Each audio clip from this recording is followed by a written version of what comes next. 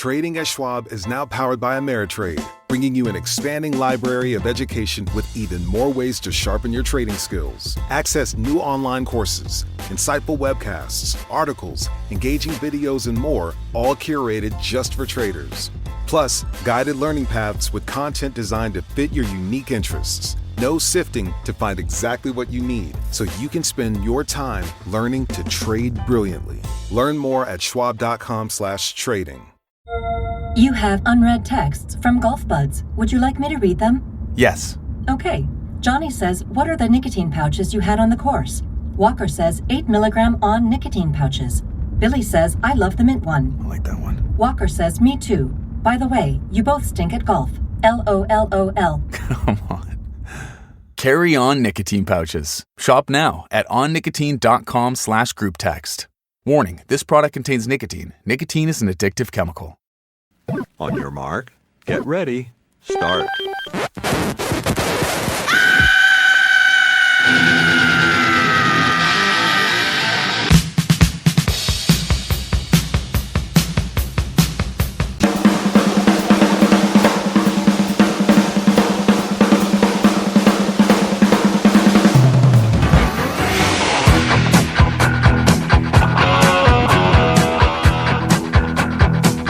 Broadcasting from California and Delaware, this is the Hard Rocking Trivia Show, and here are your hosts, Mark and Danny.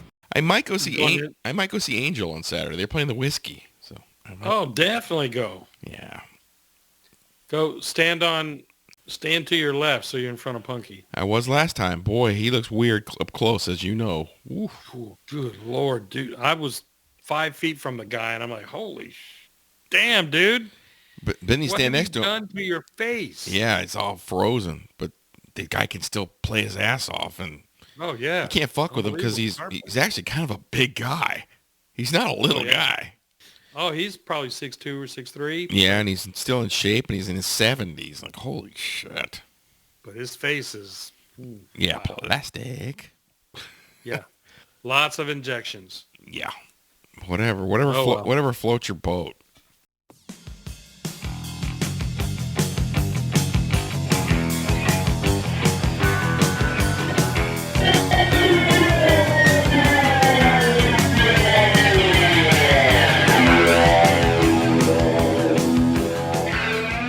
All right, boys and girls, we're back with the Hard Rockin' Trivia Show, live and in person from Delaware and California. Woo! Yeah. Delaware! Woo woo! Woo, Delaware. Yeah, Delaware's awesome. They even have Amish in Delaware. It's a killer place. I love to visit. I'm going to go back there someday. All right. But anyway, here we go. We're going to do something that we haven't done in a while, or kind of combine two bits. We're going to do top 3, bottom 3, and we've picked an album. And we're going to kind of call this a lost classic. It's one that I'm very familiar with and loved back in the day, but Danny kind of sort of remembers it, but never really listened to it. So it's new and fresh to him. I don't even know if he's going to love it or hate it. Not a clue. Me personally, I loved it back in the day, and I couldn't believe that this particular album wasn't bigger than it was. But there's kind of a backstory to it. So I'll be interested to see what you think after, 40 years? Yeah. So when I came up with this first one, Lost Classic. Maybe Danny will come up with the next one where it's some album that almost nobody heard of, but he loves, and maybe I have not really listened to it, and it's kind of cool. And this particular album, it came out in 1982 on Epic Sony Records, which later became CBS Records, or I don't know who owns what, but so it's a major label, and it's a debut album from a band called Stranger. You're probably thinking, who the hell is Stranger? I had the vinyl to this. I got it in the record store because I thought it looked cool cover. I flipped it over in the back. Oh, these guys look like rockers. I'm going to get this. I had some success. I had an album by a band called Touch that nobody ever heard of either. Bought it and loved it ever since. Same thing with this album from Stranger. So who the hell is Stranger? They were from Florida, 4-piece band. I think they came out in 1981. They were discovered by record producer Tom Werman, who did Cheap Trick, Ted Nugent, Motley Crue, bands like that. He signed them on the spot to Epic CBS, and they recorded their debut album. Kind of a regional band back in the day because radio stations weren't owned by like one or two companies. So Florida radio was different than Texas radio. Texas radio was different than New York. It's not all the same thing. So certain bands got big in particular areas. Stranger was These guys were from Florida. Florida, yeah. So Florida, I mean, the only bands that really came out of Florida in the 70s was pretty much like Tom Petty and the Heartbreakers, Lynyrd Skynyrd, stuff like that. Molly Hatchet, yeah. Those are kind of the Southern rock bands. Stranger kind of has a slight Southern feel, but not much. More melodic hard rock. Yeah, they're what they sing about is Southern type stuff. But you wouldn't confuse them with the Outlaws. No. Sounds like Molly Hatchet. No, it doesn't. No. This band got a lot of play, but pretty much just regionally. They did open up for bands like Triumph, Quiet Riot, UFO, Skid Row, Aldo Nova, Eddie Money. So they opened for a lot of people, but they were never really much of a headliner. Oh, so they Epic put their album out, and it didn't really do too much because when they put it out, what was big was about to happen was like pop and new wave and stuff like that. So what happened with them when Stranger was ready to record their second album? Well, they were paid a cease and desist while recording their second album and were dropped. So they were paid not to record their second album. So for years after that, they were still around. They ended up putting out like 4 other albums after that on their own label called Thunder Bay. Their next album came out in 1989. So they were still a regional band, never got signed to another major label, or hung around till about 95 and went away. Yeah, they had 4 other albums. Yeah, I mean, but the best one for me was the debut. I mean, but still, it's one of those things like, okay, well, these guys, they had the look, good songs, everything. Most people who've actually even heard of this band, they know the song Swamp Woman.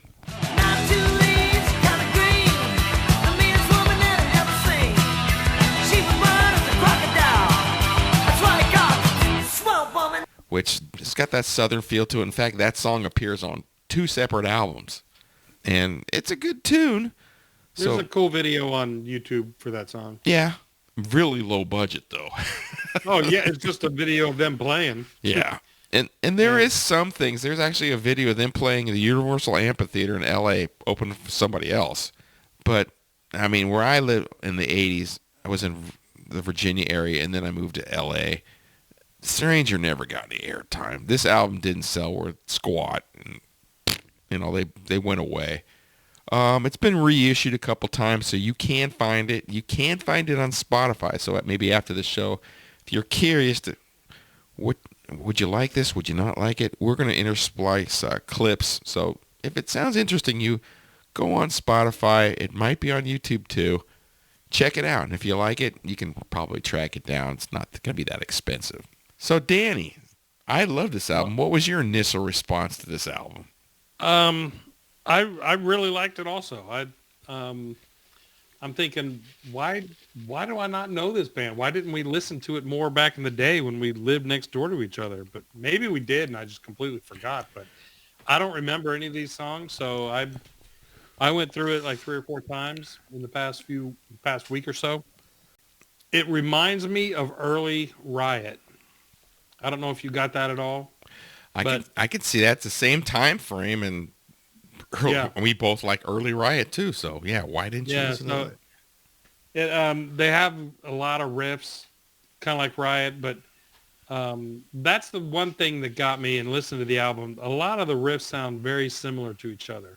There's a couple songs, one right after the other, that's like, wait a minute, is that same riff as that other song? But it's very close, but not the same. Yeah, there's no prog epics on this either. It's pretty much 3.5 minutes, 4-minute song. Oh yeah, it's just straight ahead rock, and I did have a hard time coming up with a bottom 3. I'll tell you that. There's 2 that definitely are in the bottom. But then I had to add one that just, okay, if I had to pick a third on the bottom, I picked one. Yeah, out of the 10, there's only 10 songs in this album. I don't hate any of them. There's a couple like, I could kind of skip those, but not many. Out of the 10, I probably love 7 of them. I love them. All right. And the 3 I didn't pick, I mean, I don't dislike. They're just okay.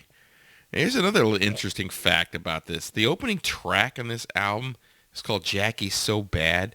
Apparently, an early version of Tesla used to play this live in the clubs. Really? Jackie's So Bad. So somebody heard of them. I know the people in Florida go, oh, God, I love Stranger. But you wouldn't think a band in Sacramento, California would play covering Jackie's So Bad, which is the opening track on this album. Now, we're not doing we're not doing a track by track and playing each song. We're basically going to do our bottom 3 and our top 3, and we don't know if it's the same ones or not. So you're going to get a little taste of this album, and if it turns you on, you like a little bit, go check it out. Maybe, I mean, a couple of the guys from Stranger are still around. Is the Greg Billings band, which is the vocalist, and there's another guy who was in Stranger, and those two guys probably play Stranger songs still this day. Yeah, really. So if you can, give a couple cents to the guys in Stranger, you're helping the boys out here. So, Danny, let's start with your bottom 3. My bottom 3. We'll go 3, and I'll do mine 3, 3, 2, 2, 1, 1 for the bottoms. All right. My number 3, and again, I had a hard time picking the number 1 and number 2 bottom 3s. I didn't have a problem with, just because to me, these were the obvious bottom songs. But my number 3 was Shakedown. Put your left foot out, shake your hips, get your hands spinning around. Now you're doing the shakedown. And I had a really hard time picking that song, but I had to pick a third, so that's my third. Okay, so your third. Okay, Shakedown. Love that song. My number 3 bottom song, which I don't think is the worst, the third worst on the album, basically. I picked Dirty and Mean. I'm not too pretty. I'm not too clean. Yes, I'm dirty and mean. Which I don't hate. I kind of like it. It's a faster tune, but it's like, and I don't always go to. So Dirty and Mean would be my. Wow. Okay. And I don't hate it either at all. So. All right, so we get to my bottom 2, which to me, these could be interchanged really. But my number 2 is Nobody's Fool. I know you think you're great, but don't you tell me what to do.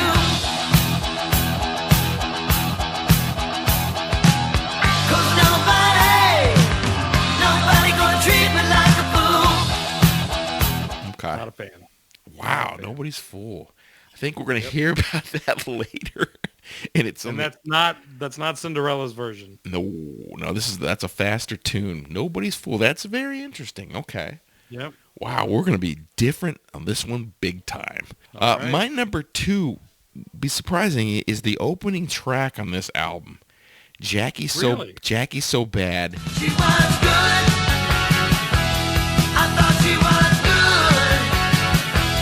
I never knew she would. Ooh, yeah, but she made me sad. Ooh, Jackie's so bad. It's the most AOR song on the album.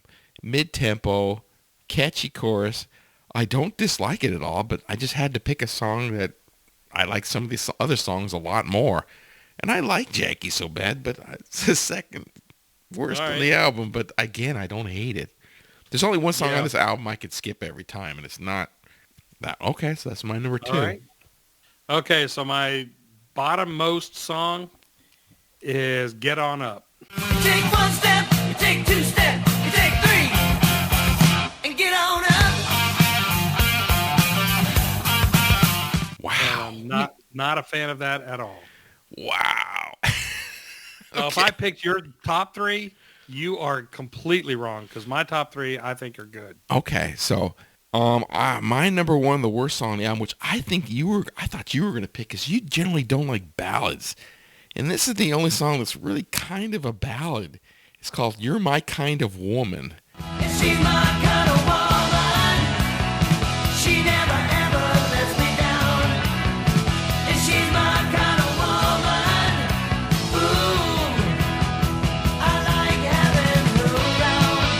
picked as the worst song on this album, which, again, I don't hate it, but it's the closest thing to a ballad on this album. And most of these songs are more up-tempo. So for me, that was the worst song on the album. So I can already tell you, one of the songs you picked as the worst, I picked as the best. So we're completely on both different sides on this one. So obviously, since I've loved this album for 40 years, I'm right and Danny's wrong. So now we go to the three best songs. Okay, the top three. Top three. Okay, my number 3 is one you have already talked about, Dirty and Mean. I'm not too pretty. I'm not too clean. Yes, I'm dirty. I'm dirty and mean. Dirty and Mean. I really like that song. Okay, well, you're really wrong. Really like it. And it's a up-tempo. Like you said, I'm not usually a fan of the ballads, but this one's not a ballad, but I think it's a good song. Oh, good song. Okay, well. My number 3 is a song that you've already mentioned before, Shakedown. Put your left foot out, shake your hips, get your hands spinning around.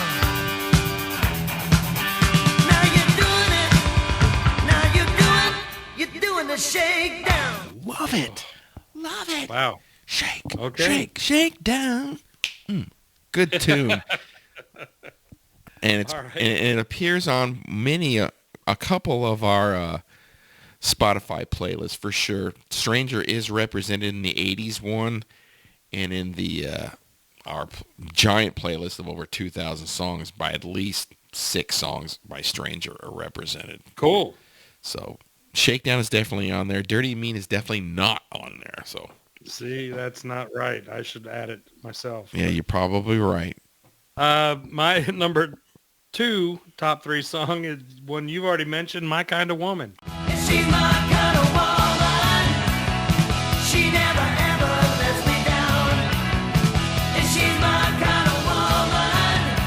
Ooh, I like having her around. Wow. I actually like that song. Holy smokes. Yeah. So you like the songs I don't care for, and I really like the songs that you don't care for. Well, let's. Wait, But like we said, we both had a hard time picking a top and bottom because, I mean, there's only 10 songs and none of them are terrible. you know there's a silly conspiracy going around that there's 2 Joe Bidens. Maybe there's 2 Dan Davises. All right. Okay. I don't think either one of those is true, but Yeah, I agree with you, but I'm starting to suspect now. Okay, here we go. My number 2 we have not mentioned yet, so I'm curious to see if it's your number 1. All right. And it's probably, how would I phrase this? It's not the most, probably the most cliched song on the album, but I really like the riff and the groove. It's Rock and Roll Ya Baby. Hey, I wanna rock, I wanna rock, I wanna rock and roll you, baby. I wanna rock, I wanna rock, I wanna rock and roll you, baby. I want to rock. Yeah, it seems like any band can come up with that. But I'm going to rock. I'm gonna rock and roll you, baby. Yeah, I think the guitars and the groove make the song. The lyrics are silly and cliched, but I love the song, so that's my number 2.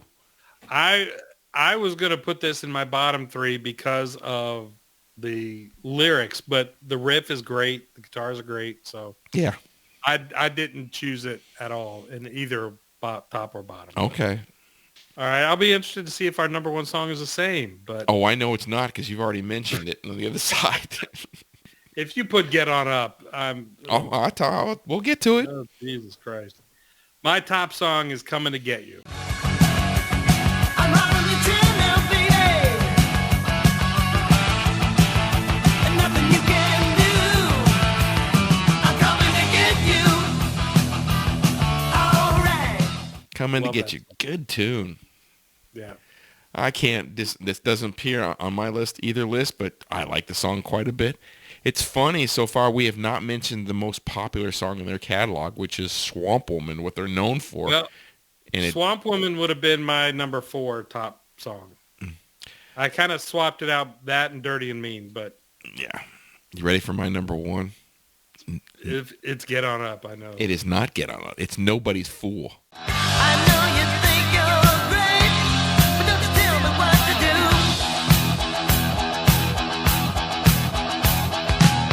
'Cause nobody gonna treat me like a fool. Oh, jeez. Now, Nobody's Fool, the best song on the album. Go see it, listen to it on Spotify or YouTube. In my opinion, Get On Up, I didn't get because I thought it was really silly. But I do like Get On Up. It's in the middle for me. And Coming to Get You would be in the middle for me too. But again, I like both songs. So for me, you can't go wrong. So that's our top three, bottom three, Stranger. Now, if you had to give this score 0 to 100, what would you give this album? First time really listening to it, you know. I'd probably give this B plus, like an 85. Okay. For me, it's about a 90, 91, around that. Wow, okay. I mean, there's only 10 songs on it, and I really like 7 of them a lot, and a couple of them I like. And then, yeah, My Kind of Woman's the only one I really skip. But the rest of them, I like. It does seem a little bit dated.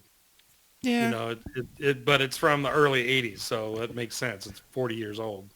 But you know, Tom Werman, producer, it's well produced, and it does sound good. But yeah, it's definitely a product of the times for sure.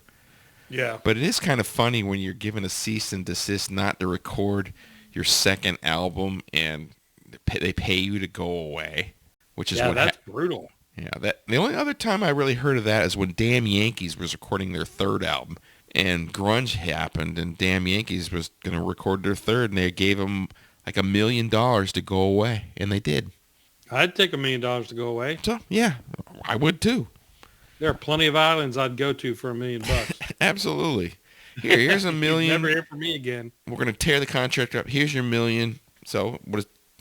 Tommy goes back to Styx, and Jack goes back to Night Ranger, and Ted becomes a solo artist. So they were just fine. Yeah. Yeah. And then he goes back to whatever band he gets in. Now, if my school district wants to give me $1 million to go away, I will go away now. I'm gone. Don't let the door hit your fat ass on the way out. Jeez, gone. What was that smoke? Oh, that was Mark. Oh, that's right. He's history. So, as you know, I listen to audio books. I don't have the time to. Most of the time I spend in the car, it takes me like 30 minutes to get to work every day. So I've been listening to audio books. I'm listening to. It's by Sean Kelly. It's about hair bands and his history of. It's called "Don't Call It Hair Metal." It's pretty good. This guy goes really in depth of how it became and how it's played and his experiences, and so I can highly recommend that one. I mean, you can buy the book and read it, but I just don't have the time. I don't have time like you do to sit in the chair, relax, and read. I just don't. But yeah, I like. I mean, I'm not a fan of the term hair metal or hair bands, but I get the genre. You know, if you asked me to name 20 hair bands, I could do it in my sleep. But you know, I don't like the term. It makes it sound like it's just totally superfluous, just easy, the same, that all the bands are the same, which they're not. Right. You're talking about the look, you're not talking about the sound. Yeah. Because if you look at the 70s bands, they had a lot of hair too. Absolutely. Call that hair metal. Would you call Led Zeppelin the hair band? They had a lot of hair. A lot of hair. Ooh, there you go. But yeah, I think they just do that just to disparage that. So yeah, I'm not a big fan of that term, but I do like the music, and none of it's. You can't tell me that Faster Pussycat sounds like Dawkins. They're completely different, but they're all lumped into that same category. Yeah. And even sometimes Extreme. Does Extreme sound anything like Motley Crue? No.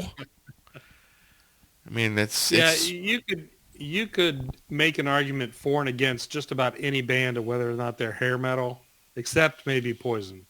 Yeah. I think Poison is probably the banner band for hair metal. Yeah, they were all in on the look, and they're all in on the bubblegum lyrics and 3.5-minute songs.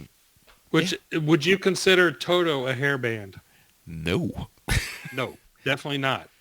But I saw them in Roanoke, Virginia in 1984 or maybe 85. Front row seats. Fergie was singing with them. And mid-concert, during one of the solos, he goes off stage, comes back.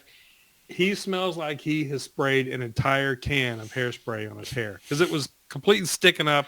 It was just like a helmet of hair sticking up everywhere.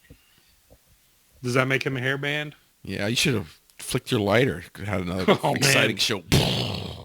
Well, I could have because he came down right in front of us on the floor between me and the people I went with and sang Hold the Line with us. Oh, that's pretty cool. It was great, but man, he smelled like hairspray. Yeah, because a lot of people, even Jeff Scott Soto says one of his favorite Toto albums is Isolation. It is awesome, but the problem was like with Fergie, I guess he had some stage fright issues, and sometimes live he had trouble hitting all the notes, so he wasn't long for that band. Whew, not from what I remember. He was freaking awesome. He was on when you had him. Okay. Oh yeah, and I will agree. Isolation is one of their best albums. Yeah, but then they went a different direction after that. Angel Don't Cry, Stranger in Town. I heard the Toto's last tour. They played Carmen again. Yeah, absolutely. It's like wow. Okay. They have a guy playing keyboards that can sing those high things because Joe can't really hit the high stuff as well anymore. But this guy playing keyboards, whew. Yeah, check it out. They were touring this summer with Men at Work and Christopher Cross in arenas. So it's come full circle for those guys. It's like, wow. Well, yeah, I love those guys. Love those guys a long time. Yeah. There's a couple of tours coming this summer. If Iron Maiden comes, I want to see it for sure. Heart is touring, but Ann is kind of sitting down because she's had some physical injuries, and the voice is starting to go a little bit, but I never got to see Heart, so I may just go pull. They're playing in Bakersfield, which is about an hour north of where I'm at right now, and I just let's just go see Heart, just to say we've seen them. So yeah, I'm not going to go to that. I saw them on their Bad Animals tour, and they were freaking amazing. They were, so you want to keep that memory the way it was. I do. That's when they had the What About Love song. They were huge, and I want to keep that as what I know of Heart. I don't want to see her sitting in a chair or wheelchair or whatever. And the only also bummer, that was the second version of Heart that you saw, and those guys were all great musicians too, and the original band was a great musicians. Now it's Ann and Nancy and a bunch of guys. There's like 4 guitar players total on stage at the same. They're all great musicians, but I don't know who the hell they are. Who are these guys with Ann and Nancy? I know Ann and Nancy are the focal point, but it would be cool to bring back some of those older guys that were great. Yeah, get Howard Leese up there, Denny Carmassi. That'd be great. Wonderful. Yeah, but who knows? Ann now, she's got her hair's gray, and she was in a wheelchair for a little bit there. And she had a cast in a wheelchair, and she was struggling. But I saw some footage of last week, and she was doing much better vocally. She struggles a little bit with Barracuda, but the rest of it, phenomenal. So, here's one everybody should see. And this woman is 72 years old, Pat Benatar and Neil Girardo. I saw a video of her playing last week. 72? She's hitting all the notes. She's singing on 10. It's perfect. We saw her last year with her and her husband and the band. It was a full band. Phenomenal. It was awesome. She's one of these people that I don't know how she does it, but she still has the chops to sing like she used to. It's unbelievable. Yeah, and then you see these other people out here. You see like John Bon Jovi lost his voice. You hear Axl singing, you go, ooh. And you get the Paul Stanley. Yeah, ooh, yeah, well, not good. No one to retire. But then you get Sammy Hagar still belting it out here. Glenn Hughes, who I saw last year is unbelievable. Oh, and BCC is playing in Europe together. It's like, oh. And when if Glenn Hughes goes anywhere near you, he's going to play a retrospective of his career on his next club tour of the U.S. You got to go. This guy's not only a great singer, but a great bass player.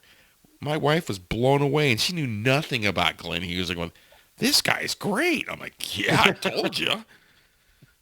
He wasn't in Deep Purple and BCC and all these bands just by chance. No. Yeah, when Glenn Hughes comes, bring Dana. She's not going to believe how great this guy can sing. Okay. I mean, she's a singer. She may not like the music much, but she'll appreciate the song. I mean, he sings ballads too. So my wife liked the slower songs and all that stuff, but yeah, whatever. The screaming is when he screams. I mean, the octave range is ridiculous.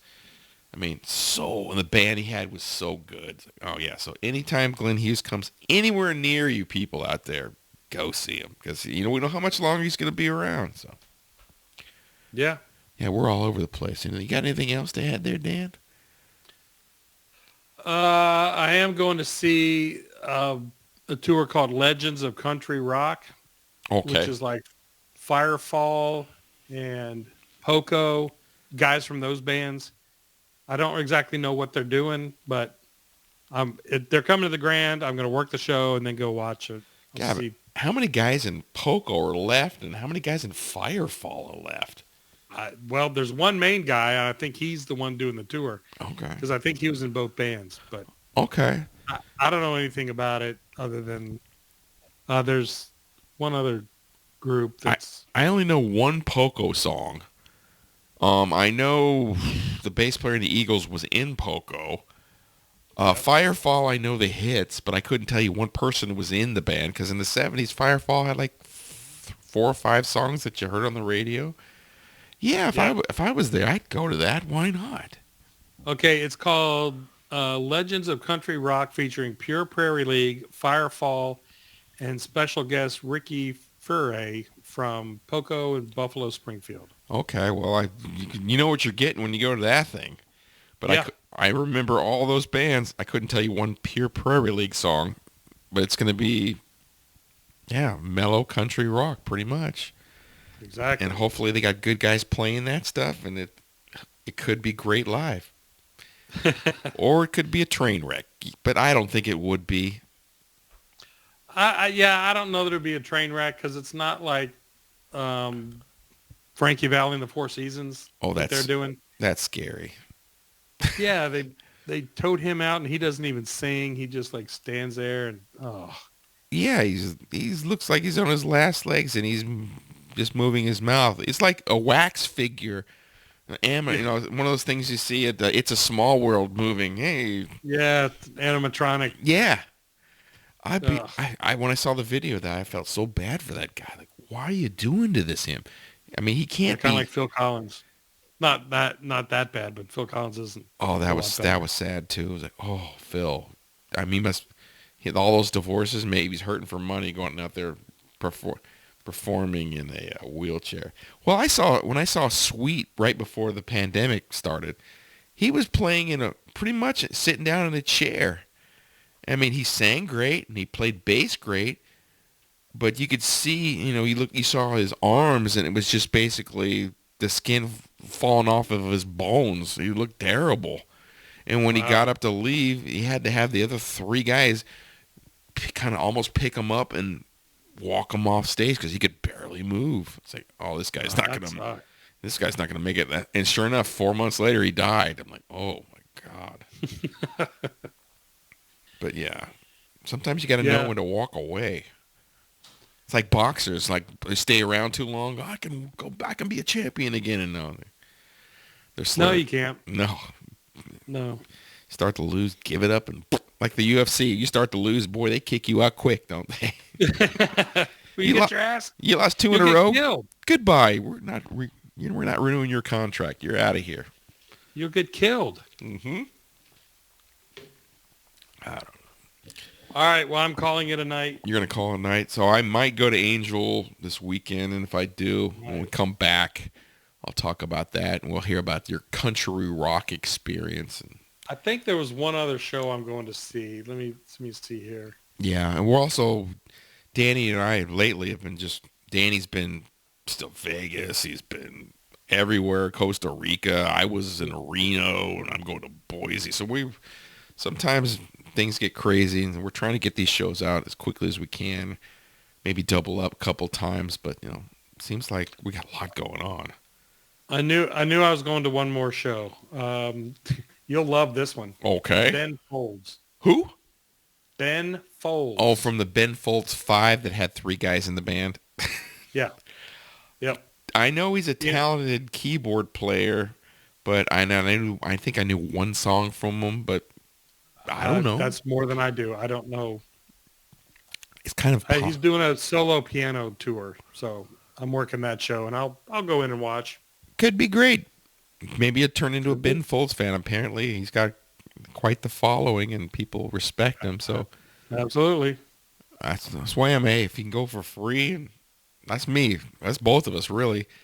Even if we haven't heard of somebody, and if it's not expensive, why not? Can't hurt. Yeah. If it stinks, you can leave. So look, I don't mind going to these, working these shows. Oh, I know what I wanted. I go in and I see, and I'm not enjoying it. I'm done. I'm out of here. Yeah, I know what I wanted to talk to you about. Did you see the attendance at that Boardwalk Festival in Ocean City? Oh my God! Because we weren't sure it was really going to work. I am so glad I didn't go. Oh, shit! There was like 50. They said 50 to 70,000 people stuffed on that beach. On the beach. And they couldn't go in the water because they blocked that part off. I mean, it looked like it was run really well, but if you didn't pay for your VIP tickets where you could go in the shade or sometime, you were screwed. And it was really sunny that whole weekend. It was really nice. It wasn't hot, but oh my God, I would not have been able to just stand on the beach for 8 hours. No. I mean, I said I will listen to Eddie Trunk talk about it. He says the only bad thing is sometimes they had 2 bands going at the same exact time. Yeah. Fix that little thing and maybe get some cover for some of these people. You can't stick people out there for 8 hours in the sun. You're going to get a lot of injuries, but I guess they're going to do that thing next year because it really worked. They put the 90s bands with the 80s bands and even brought in Alice Cooper's 70s band, and it worked. So people like live music. Yeah, if it's done right, and seems like they're trying to model it after what they do in Europe, and those things always sell out over there. But if I was going to do something like that, I'd have to pay the extra money to do the VIP thing where you could get some. Absolutely. You can go hide, or they had some stands for those people, so they didn't have to stand. They could actually sit down and watch some of the shows. So. Yeah. But yeah. Yeah, I would absolutely do the VIP because I'm not standing on the beach for 8 hours. Why? Because we're damn old. Yeah, I remember me and my friend Greg went to a show one time. There was 3 bands. It was like Deep Purple, Survivor, and somebody else. And we knew we were getting old. By the second band that came out, we had to sit down. It's like, this is great, but oh my God, my feet are killing me. My knees are killing me. And it was only the second band. I was like, oh my, and we were only in our 50s at the time. It's like, oh. We weren't doing too well after Eclipse. Yeah, I remember walking out of there going, "Oh, Jesus Christ, we got to walk to the car now." Yeah, and we were at the Rainbow before, sitting down for an hour and a half. But yeah, we were standing. Yeah. But that was absolutely worth it. Yeah, for sure. Did we do a review of that show? Yep. On here? Yes, we did. Okay. All right. Yeah. So we're thumbs up for Eclipse Live. Hopefully they'll play somewhere around you guys in the future. They seem to only do sporadic shows in the U.S. and the Monsters of Rock cruises. And I also we saw their only second show in the U.S. ever. Great band. Not including the Monsters of Rock cruise. I don't count those as being in the U.S. But. Yeah, they're doing the 26 one already, but man, I look at those prices like I don't know. I don't know if I can do that. Yeah. Looks like if you're probably cheaper if you go to some of these destination places and go see like 4 or 5 bands in one place. like a little thing in Minnesota of all places, and they got 5 bands playing there. I was like, okay, well, I can afford that. Get a hotel and buy the ticket. That's a lot cheaper than paying $4,000 for a cruise. Like, ooh. Right. We'll see. Maybe when I retire, I'll do more of that stuff, and we'll figure out destinations to go to. Exactly. All right. On that happy note, we're going to say good night, and we'll see you in a few after our trips everywhere. Yeah, after our summer begins. Yep. All right. See ya. All right. Take care. Well, that was fun, huh? Yeah. We got 2 shows out of that for sure. And how long have we been on? I can't even tell. Oh, this is 1:38, but it's probably going to be like, maybe one show will be like 40 minutes and the other one will be 30s or something like that. All right. I can put them on spread it out, and we'll have something to talk about next time, you know. Nice. And luckily, it's only 3:11 right now. Yeah, time for me to go make some dinner because Dana won't be home till at least 10 o'clock. And she'll be exhausted. Watch the Phillies. There you go. You know what? I've been watching the college baseball World Series. It's been pretty good. Oh, really? Yeah, I mean, sometimes I watch the softball, but the baseball's been it's high scoring. And sometimes these schools that you'd think would win, these SEC teams, apparently they had 11 teams make the playoffs, and only 3 of them are left. They're like, hey. So the big money schools are getting there. Like Murray State is in the top 8. Huh? Wow. Murray State. Yeah, Right. and Wright State almost made it. It's like all these smaller schools are challenging the big schools, so it's kind of cool to see. Yeah. I know softball's down to Texas versus Texas Tech, right? Yeah, because Oklahoma had already won 4 titles in a row and they got knocked out. So Right. They got knocked out by Texas Tech, so that was cool. Go Red Raiders. yeah, that's the only time I watch college baseball or softball in the tournaments. That's pretty exciting, actually. We went to the girls' championship soccer game for high school. Caravel was playing. They won 1-0 in overtime. Woo! And then that was Sunday night. Monday night, we went to the girls' softball championship, and Caravel won that too. Oh, they must recruit, huh? Well, that's what everybody says. And they won the girls' basketball championship for the state. Uh-huh. And everybody's like, oh, they recruit all up and down the East Coast. I'm married to the admissions director. Uh-huh. They don't recruit. People just go there because the program's good? Yeah, they go. It's like, you get the girls because your team is good. You don't get the girls to make your team good. Yeah.